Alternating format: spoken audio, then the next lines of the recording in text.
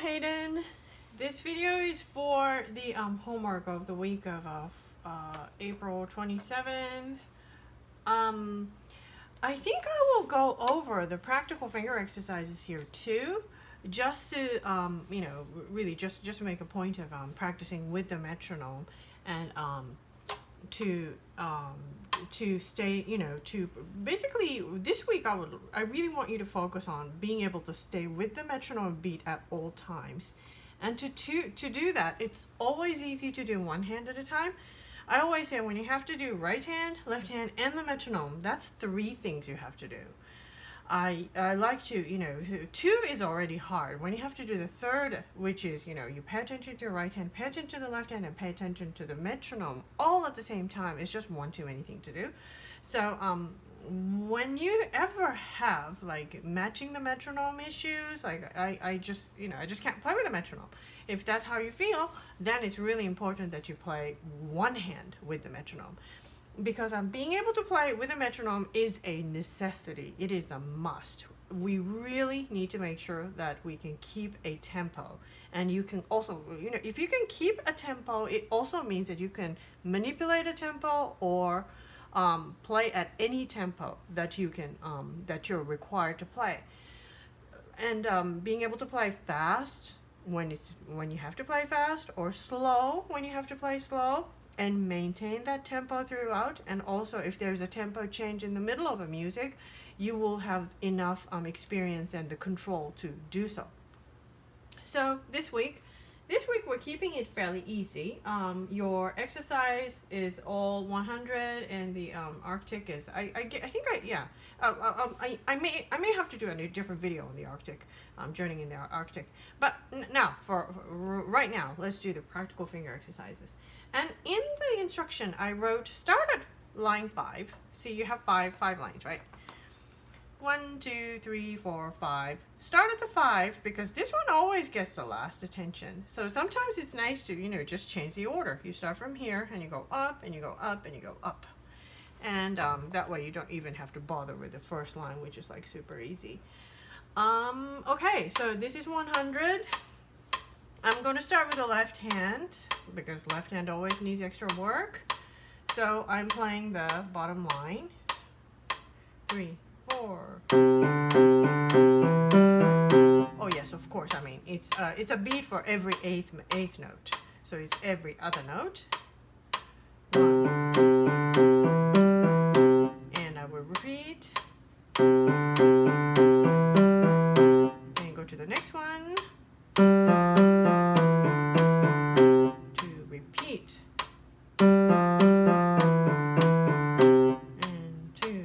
Next one, and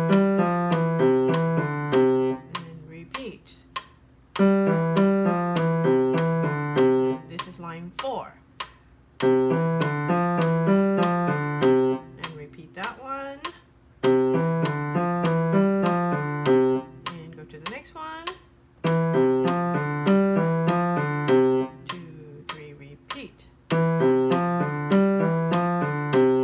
go to the next one.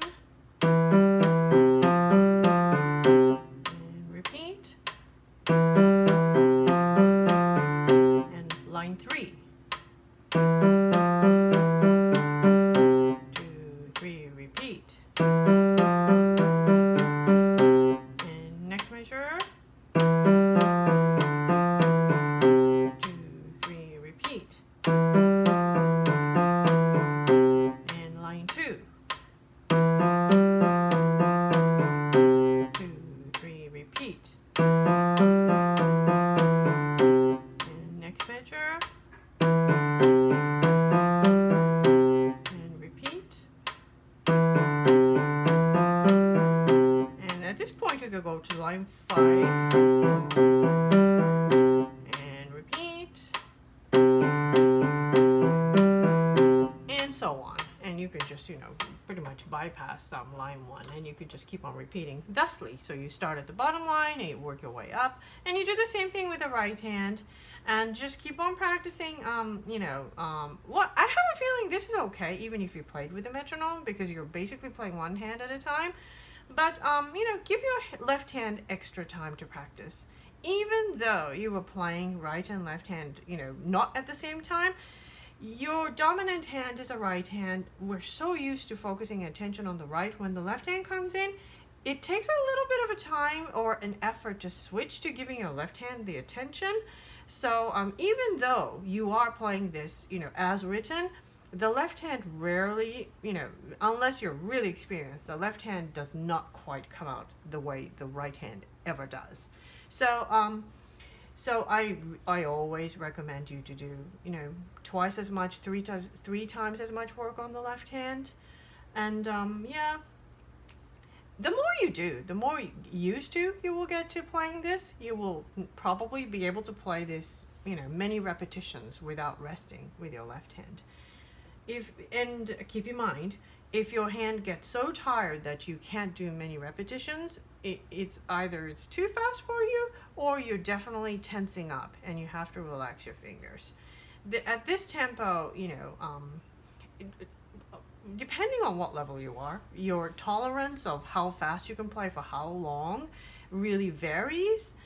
And that's what the Czerny exercises are for. Like, this is a in an Opus 802, book 1 by Czerny.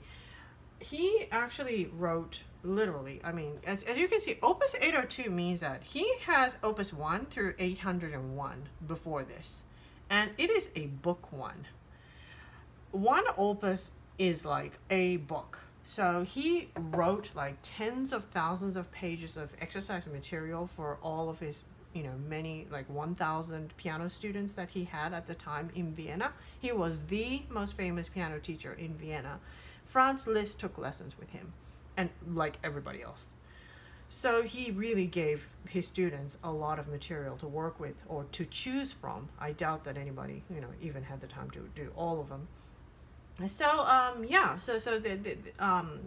there are lots of other exercise books from easy to really difficult, and they do give you a specific tempo marking. And when you get to the works like the School of the Virtuoso, which is a really hard one, you have 16 note sequences that go on and on and on for like 3 or 4 pages at breakneck speed, like 168 for every quarter note.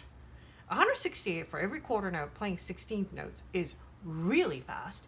And if you had to continuously play the 16th notes without much pause in between, or rest, or even a long note for that matter, you need to really train your hands to move fast and to have the endurance. And this one, we're starting at 88, no, that was 100 for every 8th note. You will want to, once you know that your hand has mastered 100 for every 8th note, you can start going up. Like, you could go up maybe by 12, because at this, at least you could go up by 8. You could go to 108, and then after that go to 116. Well, let's try 116, how that goes, right? And that is, it has to be, the quality of your playing should be as good as if you were playing slowly. So this is not your homework this week, but this is 116. I'll start at the line 5. And repeat. 2, 3, and next one. 2, 3 again. And next one.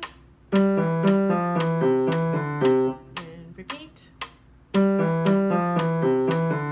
Line 4. 2, 3, repeat. 2, 3, next one. 2, 3, repeat. And next one. 2, 3, repeat. And line 3.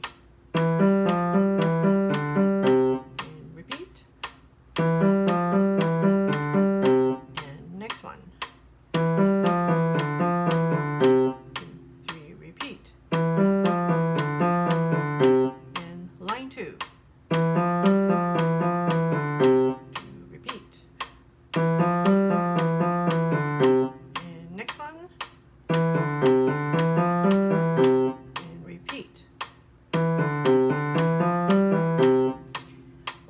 So that was 116. And you say, okay, I got 116 down.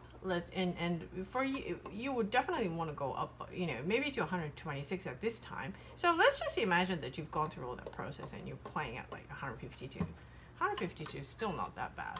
So I'll just play without with the repeat, starting from the bottom line. I won't say anything this time. 1, 2, 3, 4.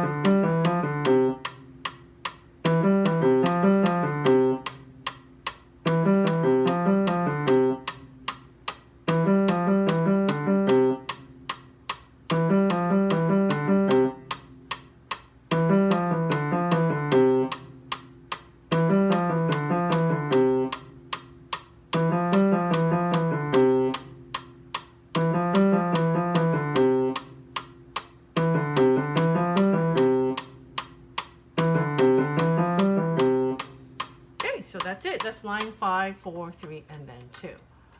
So notice that my hand is not moving. My fingers don't come up. It's just completely relaxed, and there's really no effort going in, or what effort to keep it still and relaxed.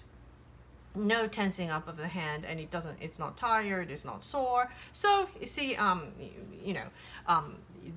so I am now, ready to take that speed even faster to see how, what my limit is, and so forth. And this page 1 is where you're just playing, one hand at a time, right? Right hand goes, left hand goes, right hand goes, left hand goes. That's a sequence. And then actually there's a page 2 to it. And then page 2 is you play simultaneously. So either hand does not get any rest. You just go.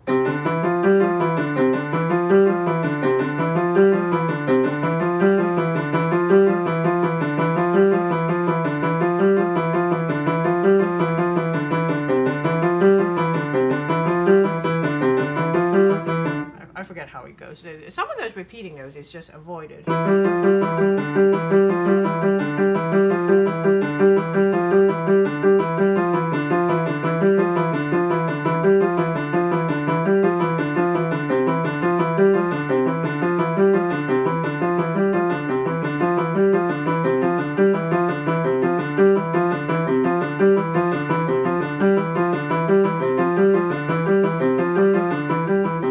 Sounds like a horrible, like a chant going on. So yeah, that's actually the exercise, and the second page becomes even more of an endurance exercise because now you really have no rest.